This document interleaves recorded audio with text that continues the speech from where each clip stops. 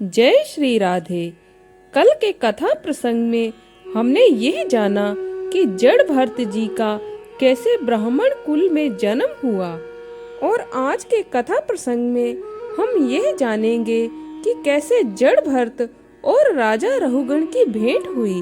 श्री सुखदेव जी कहते हैं, राजन, एक बार सिंधु सौवीर देश का स्वामी राजा रहुगण पालकी पर चढ़कर जा रहा था।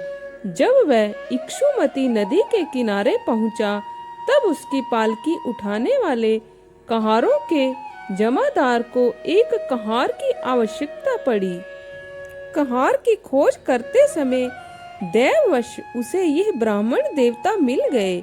इन्हें देखकर उसने सोचा, यह मनुष्य हृष्ट पुष्ट, जवान और गठीले अंगों वाला है, इसीलिए यह तो बैल या गधे के समान अच्छी तरह बोझा ढो सकता है।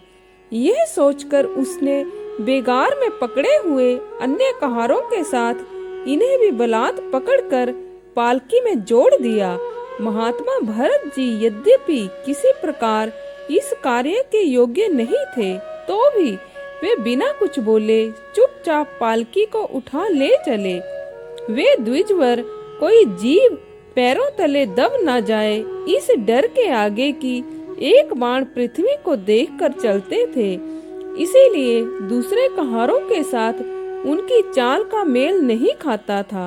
अतः जब पालकी टेढ़ी सीधी होने लगी, तब ये देखकर राजा रहुगण ने पालकी उठाने वालों से कहा, अरे कहारों, अच्छी तरह चलो, पालकी को इस प्रकार ऊंची नीची करके क्यों चलते हो। तब अपने स्वामी का ये आक्षेप युक्त वचन सुनकर कहारों को डर लगा कि कहीं राजा उन्हें दंड ना दे। इसीलिए उन्होंने राजा से इस प्रकार निवेदन किया, महाराज, ये हमारा प्रमाद नहीं है। हम आपकी नियम मर्यादा के अनुसार ठीक ठीक ही पालकी लेकर चल रहे हैं। ये एक नया कहार अभी अभी पालकी में लगाया गया है, तो भी ये जल्दी जल्दी नहीं चलता। हम लोग इसके साथ पालकी नहीं ले जा सकते। कहारों के ये दीन वचन सुनकर राजा रहुगण ने सोचा, संसर्ग से उत्पन्न होने वाला दोष एक व्यक्ति में होने पर भी उससे संबंध रखने वाले सभी पुरुषों में आ सकता है। इसीलिए यदि इसका प्रतिकार ना किया गया तो धीरे धीरे ये सभी कहार अपनी चाल बिगाड़ लेंगे। ऐसा सोचकर राजा रहुगण को कुछ क्रोध आया। यद्यपि उसने महापुरुषों का सेवन किया था, तथापि क्षत्रिय स्वभाववश बलात् उसकी बुद्धि रजोगुण से व्याप्त हो गई, और वह उन द्विज श्रेष्ठ से, जिनका ब्रह्म तेज भस्म से ढके हुए अग्नि के समान प्रकट नहीं था, इस प्रकार व्यंग्य से भरे वचन कहने लगा, अरे भैया, बड़े दुख की बात है।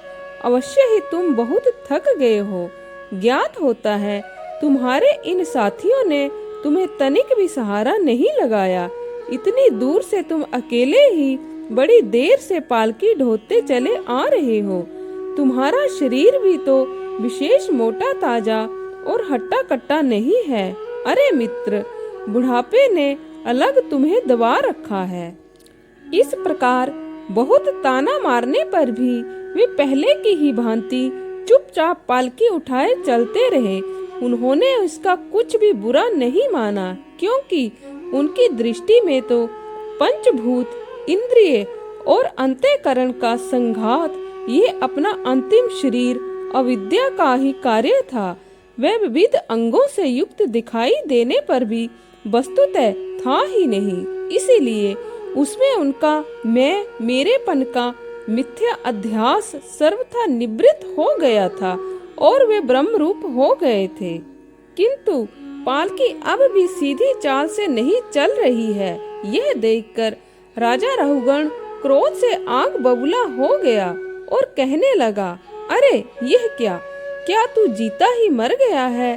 तू मेरा निरादर करके आज्ञा का उल्लंघन कर रहा है। मालूम होता है तू सर्वथा प्रमादी है। अरे जैसे दंड पाणी यमराज जन समुदाय को उसके अपराधों के लिए दंड देते हैं, उसी प्रकार मैं भी अभी तेरा इलाज किए देता हूँ, तब तेरे होश ठिकाने आ जाएंगे। रहुगण को राजा होने का अभिमान था, इसीलिए वह इसी प्रकार बहुत सी अनाप शनाप बातें बोल गया। वह अपने को बड़ा पंडित समझता था, अतः रज तम युक्त अभिमान के वशीभूत होकर उसने भगवान के अनन्य प्रीति पात्र भक्तवर भरत जी का तिरस्कार कर डाला। योगेश्वरों की विचित्र कहनी करनी का तो उसे कुछ पता ही ना था। उसकी ऐसी कच्ची बुद्धि देखकर वे संपूर्ण प्राणियों के सुहृद एवं आत्मा ब्रह्मभूत ब्राह्मण देवता मुस्कुराए और बिना किसी प्रकार का अभिमान किए इस प्रकार कहने लगे। जड़ भरत ने कहा, राजन, तुमने जो कुछ कहा वह यथार्थ है, उसमें कोई उलाहना नहीं है। यदि भार नाम की कोई वस्तु है तो ढोने वाले के लिए है, यदि कोई मार्ग है तो वह चलने वाले के लिए है, मोटापन भी उसी का है। यह सब शरीर के लिए कहा जाता है, आत्मा के लिए नहीं। ज्ञानी जन ऐसी बात नहीं करते। स्थूलता, कृष्णता, आधि, व्याधि, भूख, प्यास, भय, कलह, इच्छा, बुढ़ापा, निंद्रा, प्रेम, क्रोध, अभिमान और शोक, यह सब धर्म देह अभिमान को लेकर उत्पन्न होने वाले जीव में रहते हैं। मुझ में इनका लेश भी नहीं है। राजन, तुमने जो जीने मरने की बात कही, सो जितने भी विकारी पदार्थ हैं, उन सभी में नियमित रूप से यह दोनों बातें देखी जाती हैं, क्योंकि वे सभी आदि अंत वाले हैं। यशस्वी नरेश, जहाँ स्वामी सेवक भाव स्थिर हो, वही आज्ञा पालन आदि का नियम भी लागू हो सकता है। तुम राजा हो और मैं प्रजा हूँ, इस प्रकार की भेद बुद्धि के लिए मुझे व्यवहार के सिवा और कहीं तनिक भी अवकाश नहीं दिखाई देता। परमार्थ दृष्टि से देखा जाए तो किसे स्वामी कहें और किसे सेवक। फिर भी राजन, तुम्हें यदि स्वामित्व का अभिमान है तो कहो, मैं तुम्हारी क्या सेवा करूं? वीरवर, मैं मत उन्मत्त और जड़ के समान अपनी ही स्थिति में रहता हूँ। मेरा इलाज करके तुम्हें क्या हाथ लगेगा? यदि मैं वास्तव में जड़ और प्रमादी ही हूँ, तो भी मुझे शिक्षा देना पिसे हुए को पीसने के समान व्यर्थ ही होगा। श्री सुखदेव जी कहते हैं, परीक्षित, मुनिवर जड़ भरत यथार्थ तत्व का उपदेश करते हुए इतना उत्तर देकर मौन हो गए। उनका देहात्म बुद्धि का हेतुभूत अज्ञान निवृत्त हो चुका था, इसीलिए वे परम शांत हो गए थे। अतः इतना कहकर भोग द्वारा प्रारब्ध क्षय करने के लिए वे फिर पहले के ही समान उस पालकी को कंधे पर लेकर चलने लगे। सिंधु सौवीर नरेश रहुगण भी अपनी उत्तम श्रद्धा के कारण तत्व जिज्ञासा का पूरा अधिकारी था। जब उसने उन द्विज श्रेष्ठ के अनेक योग ग्रंथों से समर्थित और हृदय की ग्रंथि का छेदन करने वाले ये वाक्य सुने, तब वह तत्काल पालकी से उतर पड़ा। उसका राजमद सर्वथा दूर हो गया और वह उनके चरणों में अपना सिर रखकर क्षमा मांगते हुए कहने लगा, देव, आपने द्विजों का चिन्ह यज्ञोपवीत धारण कर रखा है, बतलाइए, इस प्रकार प्रच्छन्न भाव से विचरने वाले आप कौन हैं? क्या आप दत्तात्रेय आदि अवधूतों में से कोई हैं? आप किसके पुत्र हैं? आपका कहाँ जन्म हुआ है और यहाँ कैसे आपका पदार्पण हुआ है?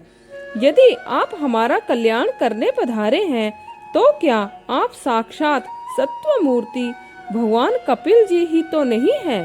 मुझे इंद्र के वज्र का कोई डर नहीं है, ना मैं महादेव जी के त्रिशूल से डरता हूँ और ना यमराज के दंड से। मुझे अग्नि, सूर्य, चंद्र, वायु और कुबेर के अस्त्र शस्त्रों का भी कोई भय नहीं है, परंतु मैं ब्राह्मण कुल के अपमान से बहुत डरता हूँ। अतः कृपया बतलाइए, इस प्रकार अपने विज्ञान और शक्ति को छिपाकर मूर्खों की भांति विचरने वाले आप कौन हैं? विषयों से तो आप सर्वथा अनासक्त जान पड़ते हैं, मुझे आपकी कोई था नहीं मिल रही। साधो, आपके योग युक्त वाक्यों की बुद्धि द्वारा आलोचना करने पर भी मेरा संदेह दूर नहीं होता। मैं आत्मज्ञानी मुनियों के परम गुरु और साक्षात श्री हरि की ज्ञान शक्ति के अवतार योगेश्वर भगवान कपिल से यह पूछने के लिए जा रहा था कि इस लोक में एकमात्र शरण लेने योग्य कौन है।